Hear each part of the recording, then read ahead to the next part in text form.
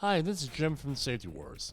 Before we start the program, I want to make sure everyone understands that we often talk about OSHA and EPA citations, along with some other regulatory actions from other agencies, legal cases, and criminal activity. Everyone is innocent until proven guilty in a court of law. Proposed fines are exactly that, and they are often litigated, reduced, or vacated. We use available public records, news accounts, and press releases. We cannot warranty or guarantee the details of any of the stories we share, since we are not directly involved with these stories, at least not most of the time. Enjoy the show. This show is brought to you by Safety FM. Yes, we are here. That is The Matrix song, in case you're wondering. And it is available for licensing at Pond 5. If you like, I have some people out there, you should, where do you get that from? This AI, blah, blah, blah. No, we do use a lot of AI. And all of that's copyrighted by me, too. Anyway, that's what's happening. I can never get this camera right. So we're going to go right to, let's see if it will work. So if you're on the audio, you're going to see this. If you're on the video, you're going to see this, right? If you're on the audio, you're going to hear it. Video, you're going to see this. And this is episode 2. Not done editing it yet, but I wanted to get it to you. This is episode 2 of Ancient Safety Professionals.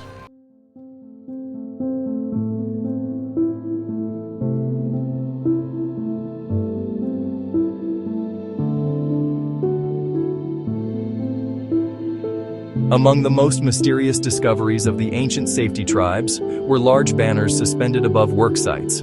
These banners often displayed a sacred number. Scholars believe these signs served both ceremonial and spiritual purposes. The ancient people appeared convinced that displaying the number publicly would ward off injuries, accidents, and regulatory inspections. Evidence suggests entire organizations became devoted to protecting the sacred number. When incidents occurred, rituals often followed, meetings were conducted, root causes were reassigned, terminology was adjusted, and in some cases, injuries vanished entirely from official records. Researchers now believe the zero incident banner did not actually prevent injuries. Instead, it may have prevented reporting. Archaeologists discovered that many safety leaders of the period measured success not by risk reduction, but by numerical purity. The lower the number, the greater the praise from upper management. Some organizations reportedly achieved 0 by discouraging workers from reporting injuries at all. Others transformed recordability itself into a sacred legal debate. Don't go to the clinic. You'll ruin the numbers. The ancient tribes appeared obsessed with maintaining appearances. Entire ceremonies were dedicated to celebrating injury-free milestones. Workers received pizza, executives received bonuses. Meanwhile, near misses, fatigue, understaffing, deferred maintenance, and production pressure quietly accumulated beneath the surface. Some historians now compare these banners to protective talismans, symbols intended to reassure leadership that danger had been defeated. But archaeological evidence suggests the hazards remained fully operational. The workers still fell, the machines still failed, the systems still drifted. Only the reporting changed. Modern scholars remain divided. Were the ancient safety professionals genuinely attempting to improve safety? Or had parts of the profession become trapped in what historians now call safety theater?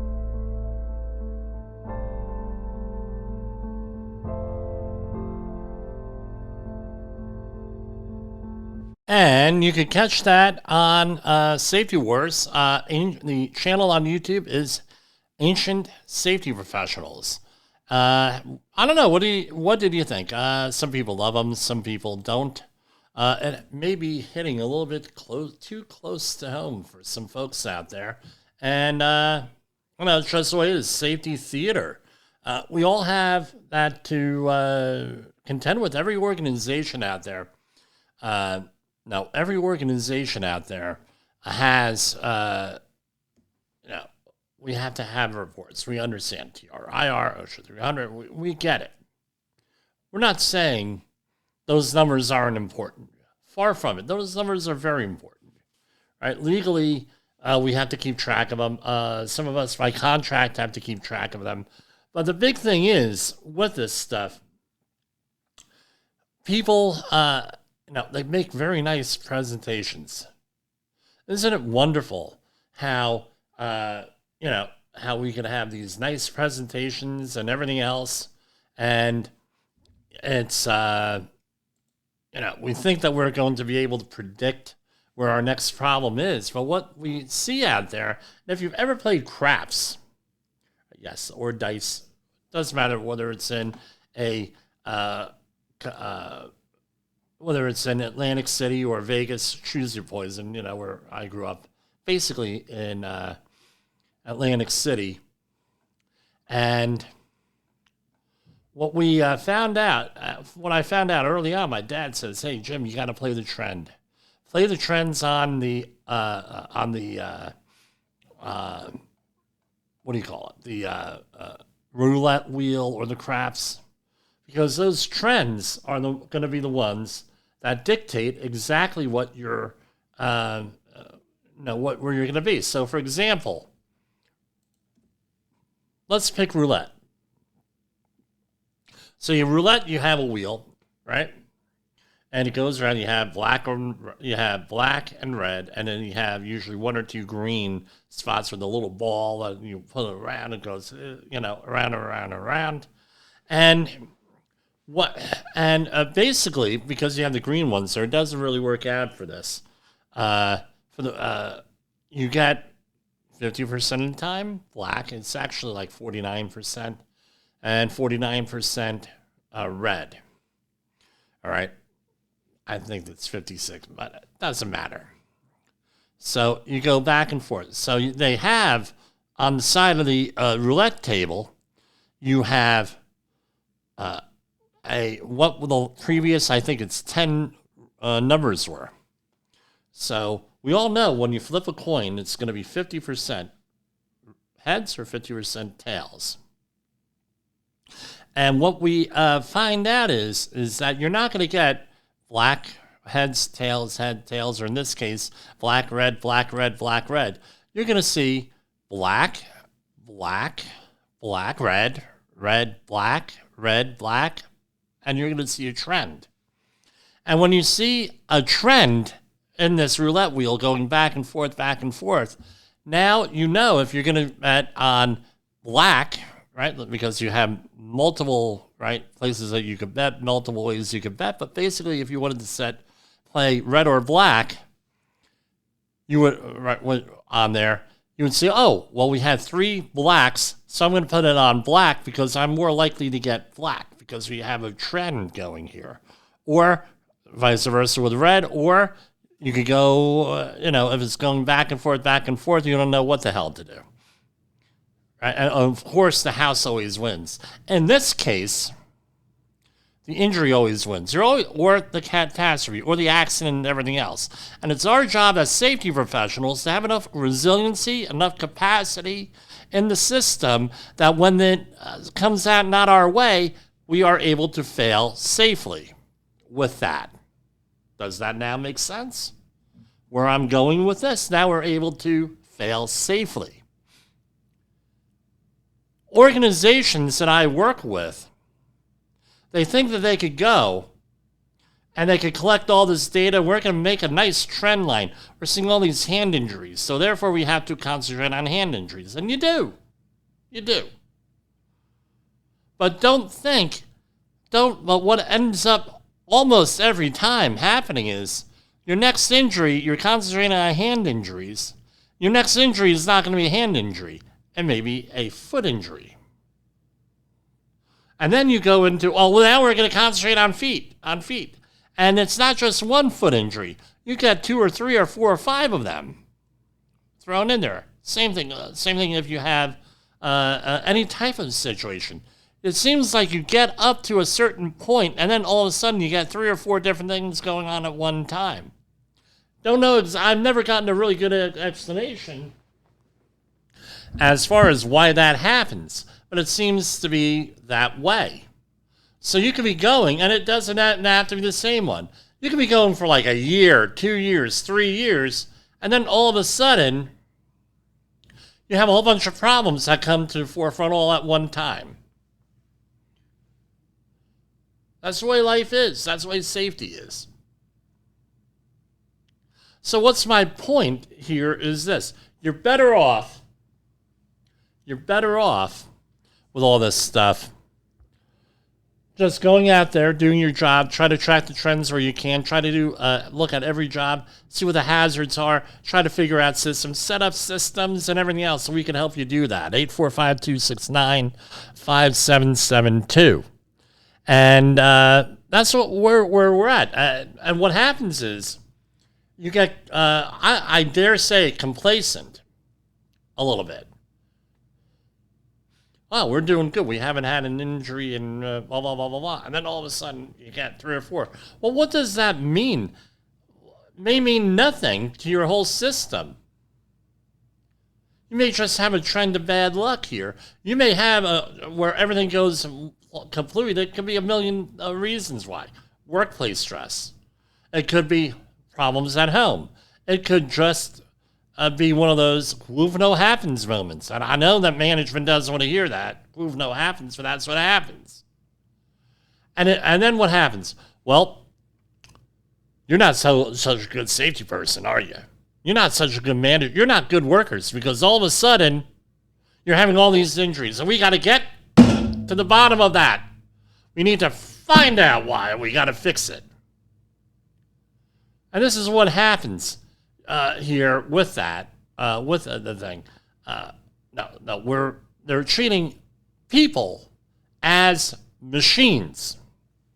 They're treating people like a problem to be fixed. What's wrong with you? You had all these injuries. You had all these accidents.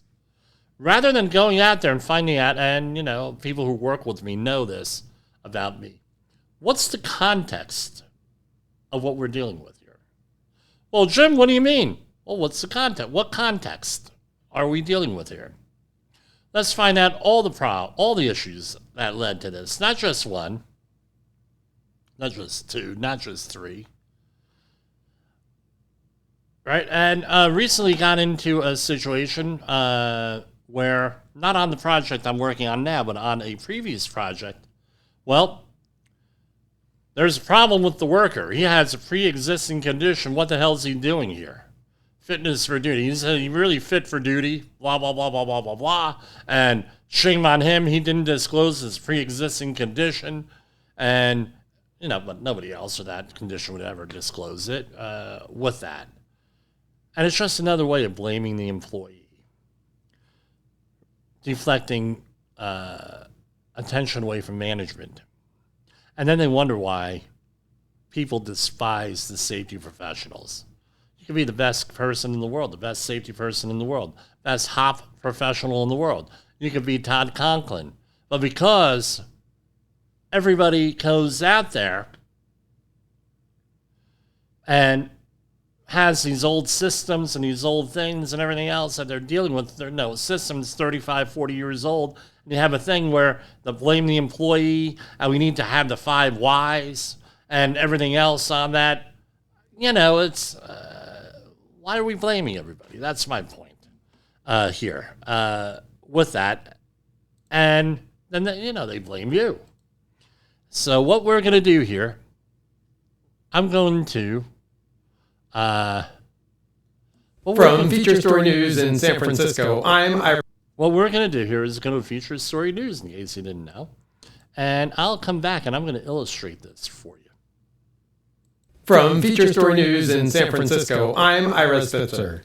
The U.S. and Iran have reached an agreement to extend the ceasefire and open nuclear talks, according to the American news outlet Axios. However, U.S. President Trump reportedly still needs to agree to the plan. FSN's Nick Harper reports from Washington. According to Axios, both sides have reached an agreement, but it still needs sign-off from the US President Donald Trump. That agreement would see a 60-day period during which the ceasefire would be extended and negotiations on some of the most difficult issues would begin in earnest. During that 60 days, shipping in the Strait of Hormuz would be unrestricted, and Iran would have to remove the mines within the first month. And in return, the US naval blockade against Iranian ports would be lifted gradually. Both sides would spend the 60 days discussing Iran's nuclear program, what happens to its enriched uranium, and how the US can provide sanctions relief and unfreeze Iranian funds. I'm Nick Harper in Washington. The U.S. Justice Department has opened an investigation into E. Jean Carroll, the writer who successfully sued President Trump for sexual abuse and defamation. The probe centers on whether Carroll lied under oath about who was paying her legal bills. Carroll accused Trump of sexually assaulting her in a New York department store dressing room in the 1990s, allegations Trump has denied, saying he's never met her. Federal juries sided with Carroll in 2 civil cases, awarding her a combined $88 million. Now the DOJ is looking at a 2022 deposition in which the 82-year-old author said no one was covering her legal fees. Court records later showed LinkedIn co-founder Reid Hoffman, a Trump critic, had helped fund some of those costs. Federal prosecutors are examining whether that discrepancy amounts to perjury. The probe is the latest in a series of Justice Department inquiries targeting the president's opponents. The European Union is set to deploy more extensive trade defenses as it looks to protect key industries from Chinese imports. European commissioners are convening on Friday to discuss the risks posed by China's trade policies. FSN's William Denzelo reports from Brussels. The EU's Industry Commissioner Stéphane Séjourné says China poses an existential threat to industries, including metals, clean technology and chemicals. Faced by what the EU deems as unfair competition, the Commission's working on safeguard clauses that will involve quotas on imports with tariffs imposed when those limits are reached. Séjourné says this isn't a break with China, but a rebalancing. Beijing's described the move as trade protectionism. William Denslow, Brussels. From Euros Worldwide, this is FSN. With FSN Spotlight, I'm Simon Marks, hearing once again today from Tom Fletcher, the United Nations top humanitarian aid official who is charged with the extraordinarily complicated task of trying to bring sufficient assistance to Gaza. Yesterday we heard about the ups and downs of being allowed by the Israelis to bring urgently needed materials into the territory. There have been some gains in recent weeks, but also still some significant roadblocks. But Mr. Fletcher is also charged with overseeing how to deal with all the rubble and unexploded ordnance left after the Israelis laid waste to Gaza. While I was there, I was seeing the scale of that job, because you're clearing out lots of dead bodies from the rubble and away from the roads, but you're also then trying to clear the unexploded ordnance from underneath those buildings. And people are going back and putting their tents on the rubble, and so we're getting lots of injuries as a result of that. We haven't moved properly to that phase 2, where we can really talk about even early recovery, as we call it in the business, and proper reconstruction. And we hear a lot of talk about Rivieras and so on. Gaza, let me be absolutely clear, is not a Riviera right now. He says the Trump administration deserves credit for increasingly assisting the United Nations as it goes about its work in Gaza, which is not something you often hear about from Washington. But on the ground, some kind of working relationship does appear to be advancing. With FSN Spotlight, I'm Simon Marks. The main news again. The U.S. and Iran reportedly reach an agreement to extend the ceasefire and open nuclear talks. The U.S. Justice Department has opened an investigation into E. Jean Carroll, the writer who successfully sued President Trump for sexual abuse and defamation. And the EU is set to deploy trade defenses as it looks to protect key industries from Chinese imports. That is the latest feature story news. Ira Spitzer reporting. Thank you very much. So what we're going to do here, we're going to play Safety Taro, because I think we could piece together an accident investigation and a prediction better than what these trends do with behavior-based safety. What do you say we give it a try? So I have out 10 cards here with this. So we're going to take you through a whole accident process. And we're going to use the tarot cards as a illustration. So our first card that we pick off our deck is the Fool. The Fool may represent a new worker, overconfidence, lack of orientation, it'll be fine, taking shortcuts. This is your first day on the job. This is somebody in the Jens Rasmussen knowledge mode or lack of knowledge mode, right? Then you have that coupled with our next card. It's called the Devil. And here we go, the Devil. This represents production pressure, greed. It could be greed, schedule pressure, cutting corners, management coercion, perverse and unsafe incentives. You might say, hey, the project is behind schedule, get the lead out of your ass. Then you have another one. It's usually a very positive one. Here we have. It is called the Three of Pentacles. Construction work itself. This is actually a positive construction and workmanship card, meaning that you're a tradesman, you're building, teamwork, skilled labor. But in the reverse, it could be coordination failure, subcontractor confusion, poor planning, all of that stuff. And it all depends on how you want to read that. With that, it could be positive, it could be negative, but it is part of your capacity. The next one, the Seven of Swords. What does that represent? Shortcutting and deception. Hiding problems, faking inspections, because there's an incentive for that. Bypassing procedures, signing off without checking things. Someone pencil whipping things, right? With that, not paying attention. And then you have the whole thing, the Wheel of Fortune. Luck is running out.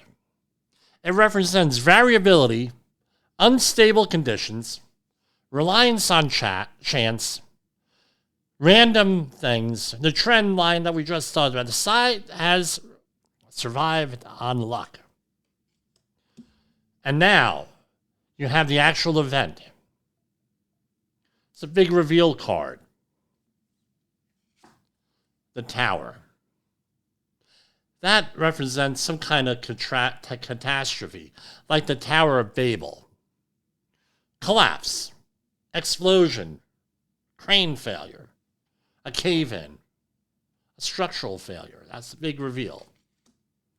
And then you have the next card, card number 7, if you're looking at things. The 10 of Swords. Those are your consequences.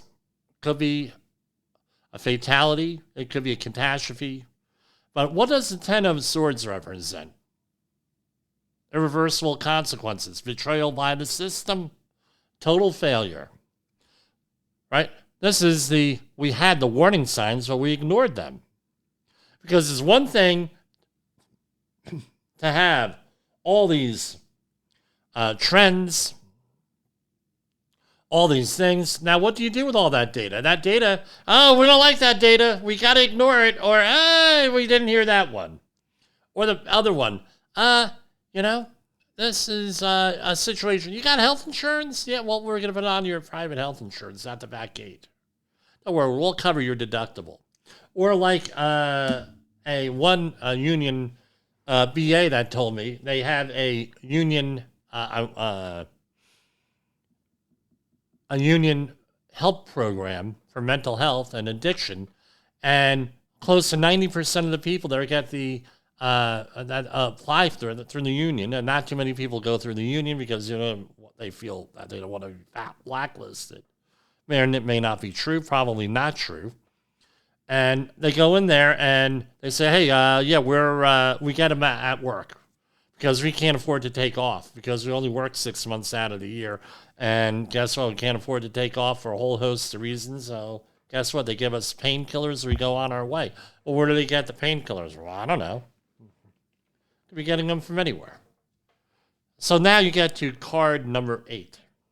Here, card number 8. The ending card. Justice. OSHA, that could be OSHA arrives, insurance company arrives, the police and law enforcement arrive, and everything. What does that represent? Investigations, accountability, citations, lawsuits, and indictments. Right? And what does the tarot card reader say with this? I see many depositions.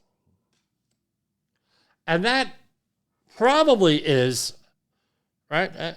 With that, I'm going to get calls from a lot of my religious people out there. And I'm only using this for entertainment purposes here.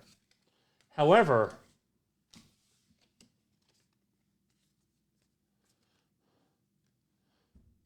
that you'll probably get a more accurate situation from a deck of cards with a lot of this stuff than you will from actually collecting statistics, especially when you collect the statistics and you ignore them and you don't know exactly what the hell you're looking at. And that's my second monologue for tonight. And I thought, you know, I've been putting around this idea for a long time, and I just wanted to make sure that we covered it. So that's what I got going on here.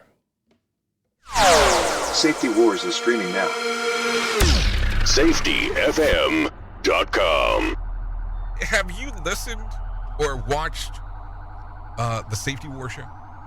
It does stream live on the radio and on the streamer-emers that we have.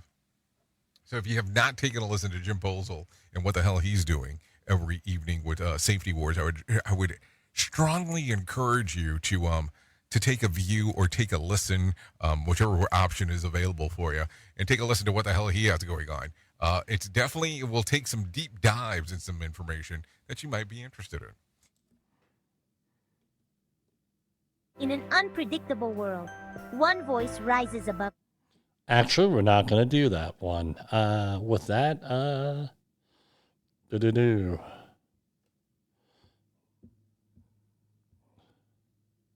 Right, we're reworking a lot of these songs and stuff, so that's what we're doing. What if everything we thought we knew about safety was just interference? From the host of the Rated R Safety Show and the founder of Safety FM comes the complete signal transmission trilogy, now available in one powerful edition. Safety, in my opinion, the book that started the conversation. Safety Mutation, where the boundaries of culture, systems, and belief begin to break. And now, Safety Transmission, the final piece of the signal. For the first time, all 3 books are together in one volume. The Signal Transmission Trilogy, Complete Edition. This isn't just about compliance. It's about consciousness. It's about decoding the way we think, lead, and live, inside and outside the system. Whether you've been following the signal since the beginning or you're just now tuning in, this is the version to own. Search Signal Trilogy on Amazon or visit safetyfm.com to get your copy now. So what I'm going to do here, I'm going to do this commercial live here with this. So what you're seeing on your screen is a symposium on reality shift, an observational symposium. You can go on over to safetyfm.com and click on Hub Events, right? Events. And that'll bring you on over, and the website is viewstub.com / or / or whatever kind of slash it is, right? Reality shift, an observational symposium And this is a live in-person event in Orlando, Florida on July 13th. I plan on being there. Speakers will be physically presenting on stage in the room with you. There's no virtual attendance or live stream available with that. And now my wife has graced me with I'm allowed to go. Well, you're going to say, why not? Well, because that's a very special day for her. The concept is this is not a workshop, a certification course, or debate.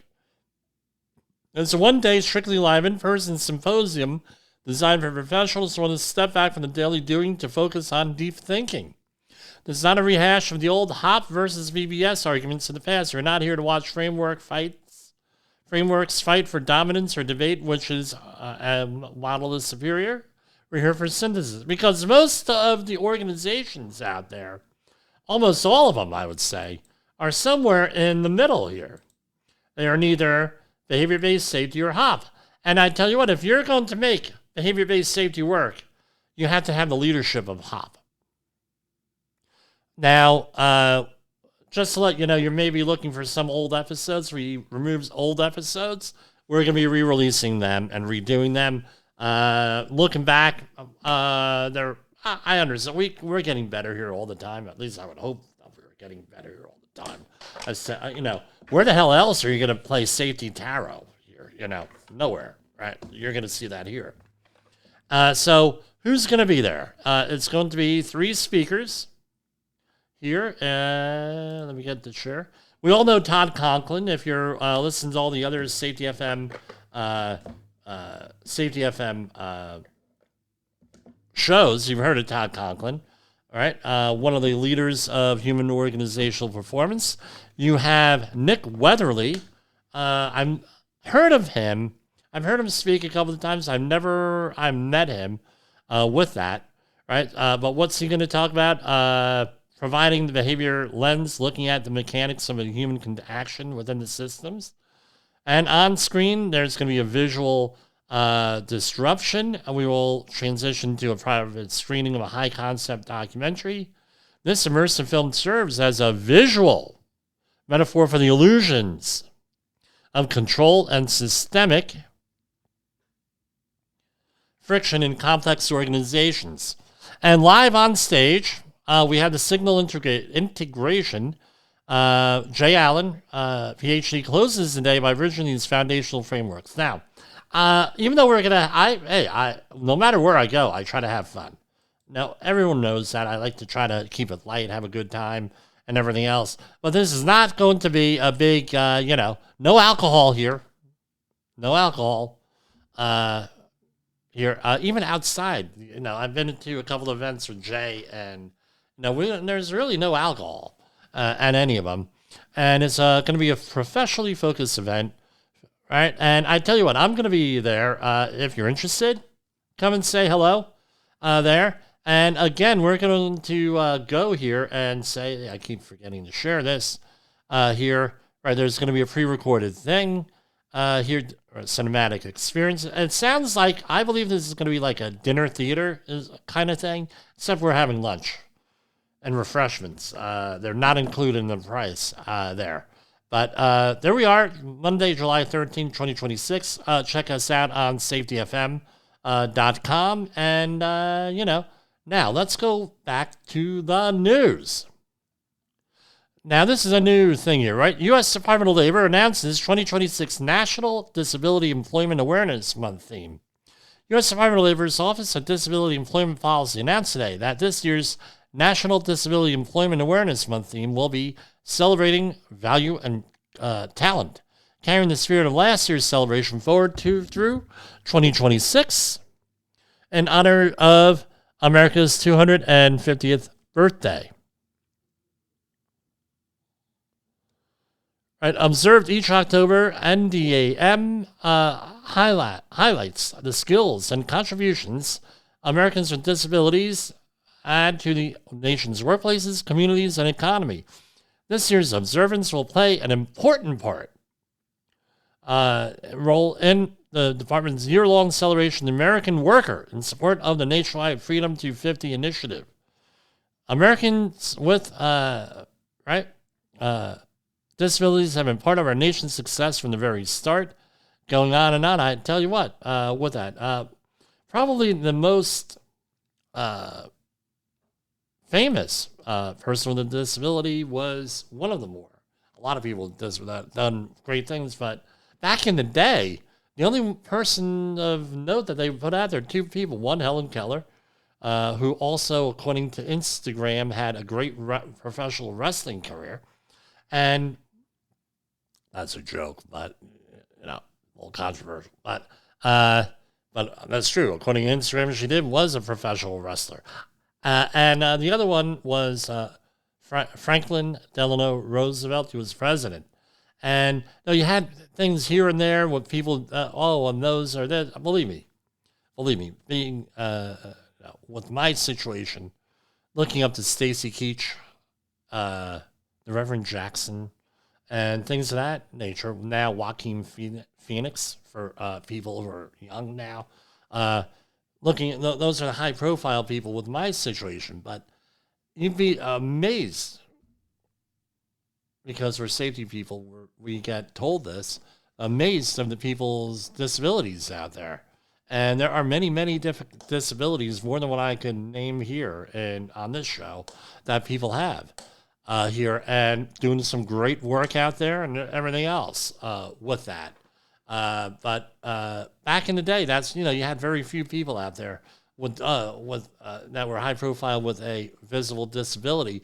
Now, all over, and that's a good thing. We're more inclusive, we're doing the right thing here, and with that, and as I like to point out, it's the character, people's character on that. Now here we have another one. So of course it's Thursday, and what's on Thursday is, and I'm going to point this out here, the same trend, seasonally adjusted data for the trends for unemployment. It's all, in there between 200 and 250,000.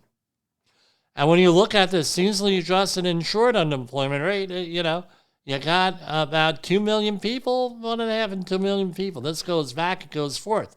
What's my point here? My point is that things are better than when you look at the numbers, things are better than what people want you to believe. Well, Jim, what do you mean? What do you mean? Dude, it's a manipulation game. All of this is a manipulation game. And you got to look past the data. And, you get feelings, you get this, you get this anxiety. Oh, well, this is going to happen. That's going to happen. What am I going to do? Okay, what are you going to do? That is a valid question with all of this.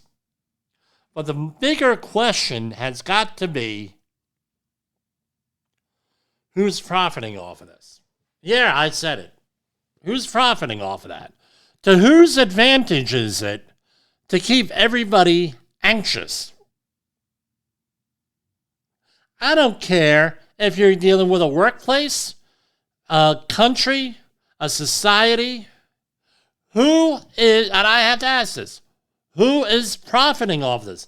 To who? Maybe they're not making money. Maybe whose advantage is this? To keep everybody at each other's throats.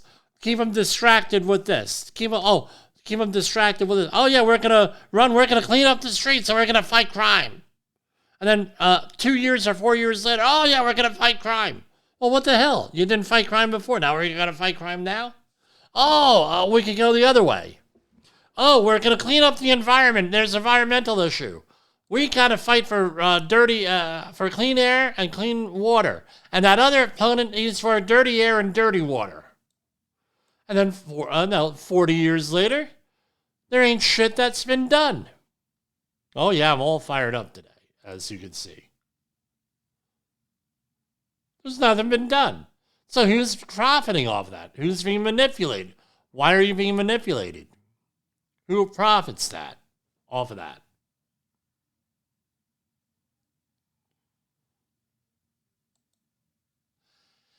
Anyway, hold on.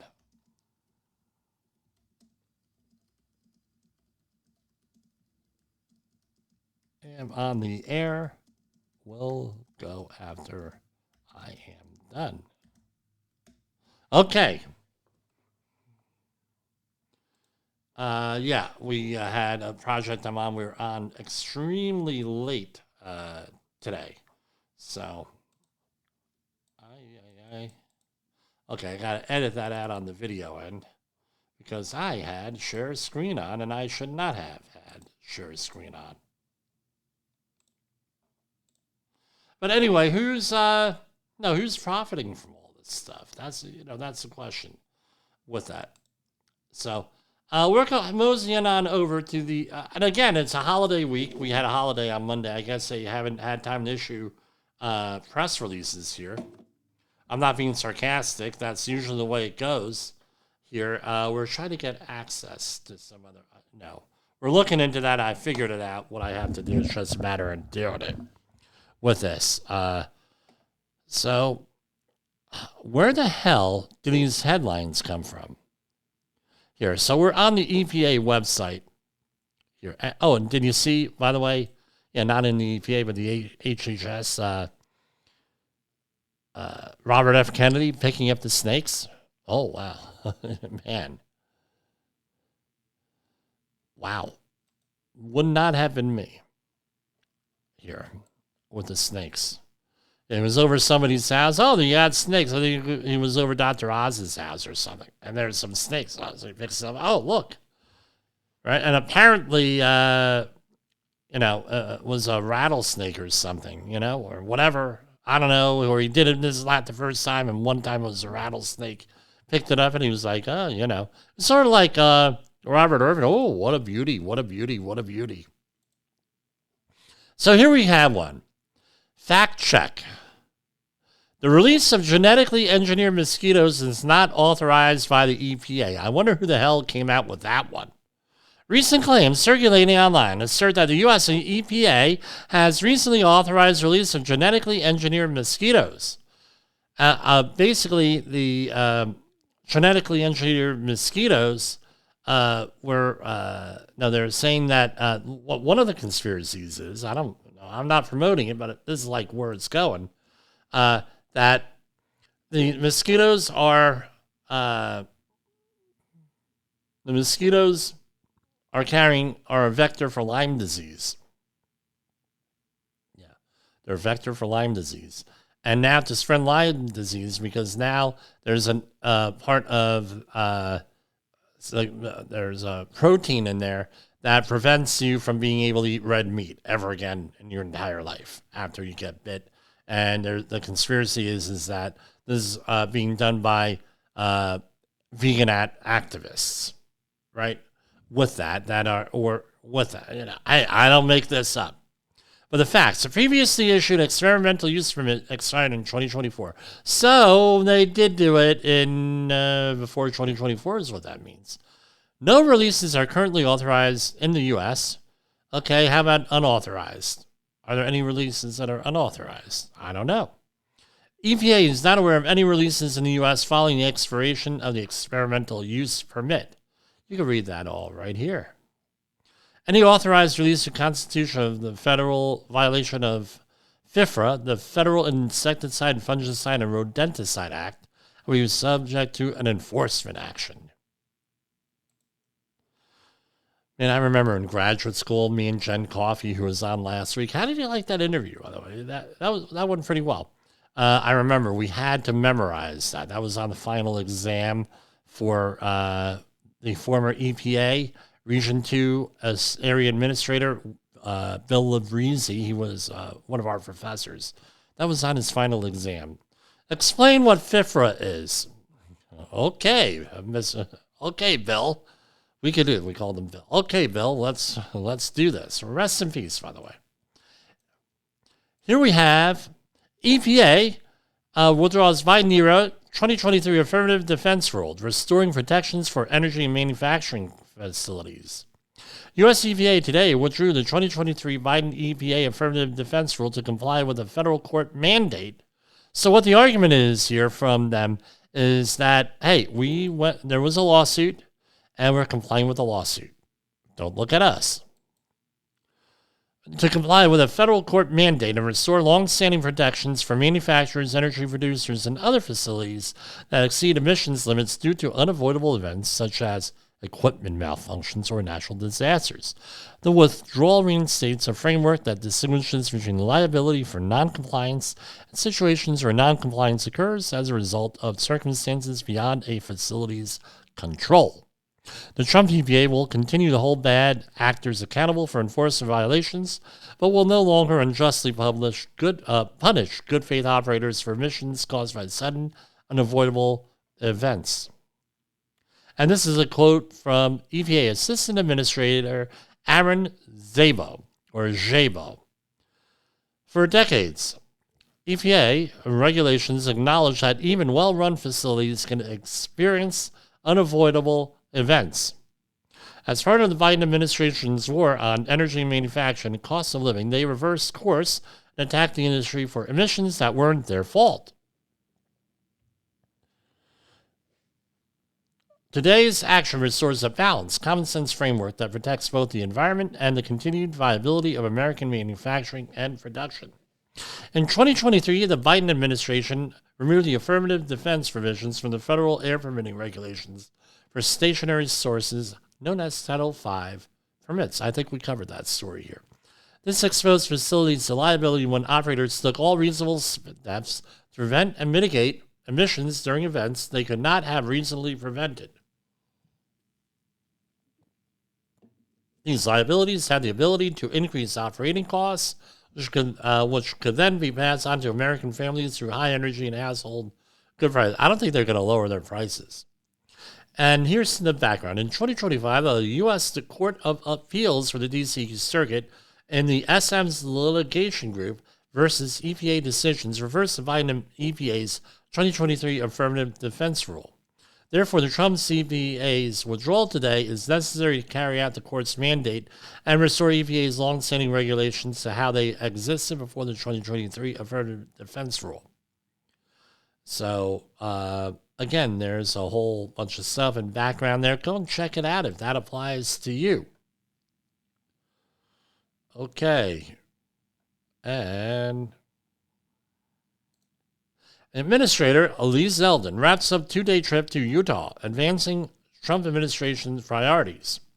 U.S. EPA Administrator Elise Zeldin traveled to Utah last week for a two-day trip, advancing various EPA priorities in the state. On Friday, May 22nd, 2026, Zeldin joined Utah Governor Spencer Scott at his Operation Gigawatt Summit in Park City, Utah.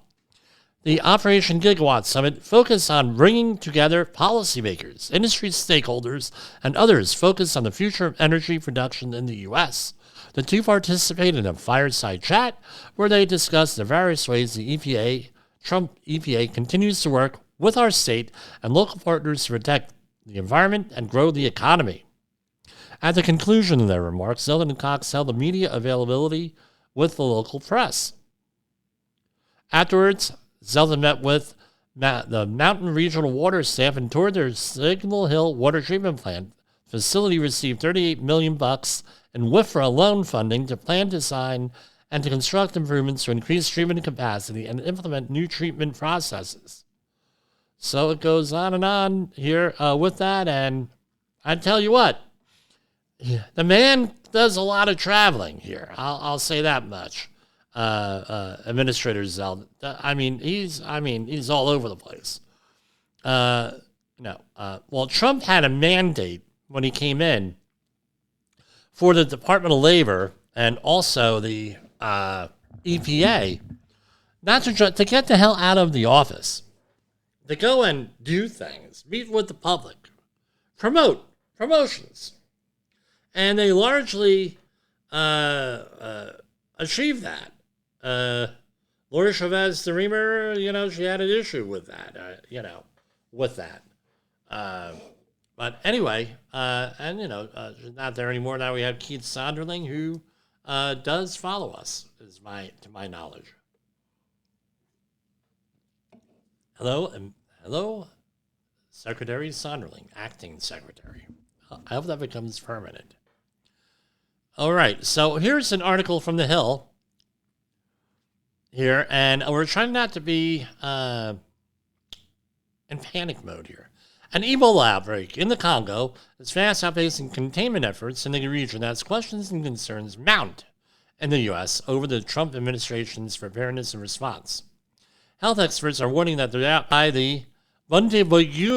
Ebola could be more difficult to contain than any in the past.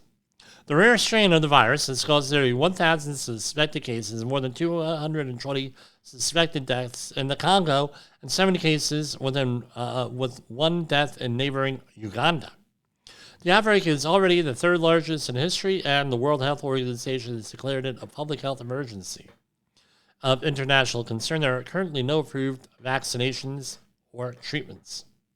It's from the Hill article by Nathaniel Weichsel.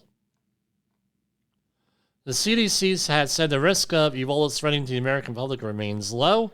Still, the Trump administration has cracked down on international travelers and has taken steps to ensure Americans infected or exposed to the virus remain overseas. That's pretty fouled up. Hopefully they're getting, I tell you what, according to sources here, and this is in the article in The Hill, but this is also elsewhere from official sources, that they're training public health service officers to go over to Congo and treat them elsewhere. I guess that's a good idea because you really don't want this stuff coming over here like we did with the Hunter virus here. And apparently the COVID virus. By the way, there was a report. We're going to do a deep dive into that report on COVID-19. There was a congressional report recently released. I wasn't prepared for that because I actually got to read the report. It's actually very, very comprehensive with that. And I tell you what, a lot of people, we exceeded the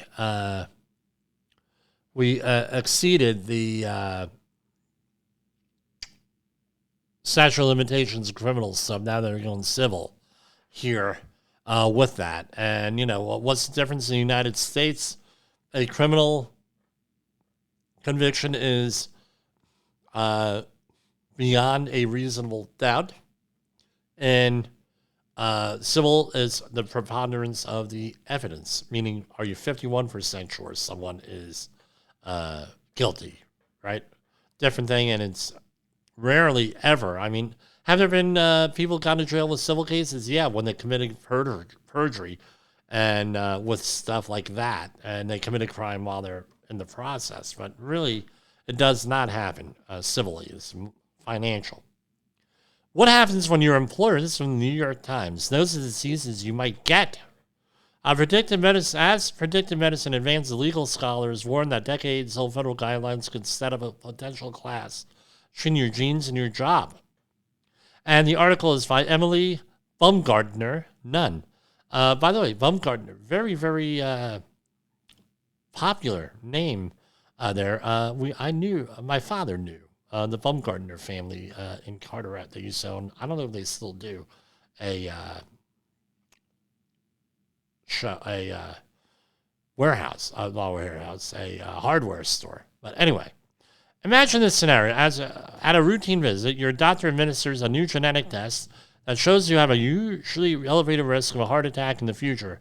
You're in shape, you feel fine, but the prediction is in your DNA. The next day you tell your employer your doctor wants you to make some adjustments, switch to a less physically taxing role, or maybe lower your stress levels in an event to save your life. Can your boss legally deny you of these accommodations? And the answer is yes. That's because the federal rules designed to protect against employment and insurance discrimination based on genetics are not written with this technology in mind. While Genetic Information Non-Discrimination Act of 2008, or GINA, protects workers from being fired over their genetic test results, and the Americans with Disability Act protects those with active disabilities, neither law compels an employer to provide accommodation to help mitigate a person's future health risk. So that's, right. So this is going to become a problem with all this predictive stuff. And I can tell you what, now with the, I used to say the advent of AI. Now with AI here, this is going to get very, very, very interesting. So that's what I have for tonight. I'm going to cut it right there. And, If we run under the hour, we're going to, of course, throw in the Jim Posel copyrighted music. All right? With that. And that's where we're going to go. And again, we're going to be reworking some of this stuff. The views and opinions expressed on this podcast are those of the host and its guest and do not necessarily reflect the official policy or position of the company. Examples of analysis discussed within this podcast are only examples. They should not be utilized in the real world as the only solution available, as they are based only on very limited and dated open source information. Assumptions made within this analysis are not reflective of the position of the company. No part of this podcast may be reproduced, stored in a retrieval system, or transmitted in any form or by any means, mechanical, electronic, recording, or otherwise, without prior written permission of the creator of the podcast, JL. The views and opinions expressed on this podcast are those of the host and its guest and do not necessarily reflect the official policy or position of the company. Examples of analysis discussed within this podcast are only examples. They should not be utilized in the real world as the only solution available, as they are based only on very limited and dated open source information. Assumptions made within this analysis are not reflective of the position of the company. No part of this podcast may be reproduced, stored in a retrieval system, or transmitted in any form or by any means, mechanical, electronic, recording, or otherwise, without prior written permission of the creator of the podcast, JL.